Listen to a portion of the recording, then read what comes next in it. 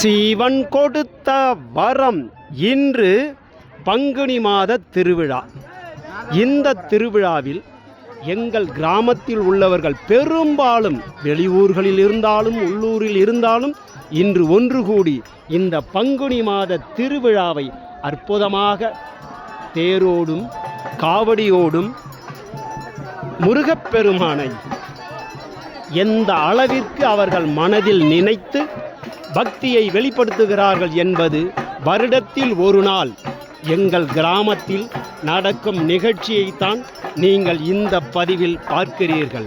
திருவண்ணாமலை மாவட்டம் வானாபுரம் கிராமத்தில் இந்த அற்புதமான நிகழ்ச்சி ஊர் மக்கள் எல்லோரும் ஒன்று சேர்ந்து ஒரு குடும்ப திருவிழா போல ஒவ்வொரு வருடமும் நடத்துவார்கள். அந்த அற்புதமான காட்சியைத்தான் உங்களோடு பகிர்ந்து கொள்கிறேன்.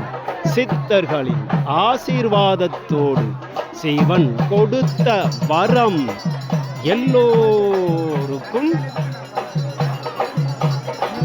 சொந்தம்.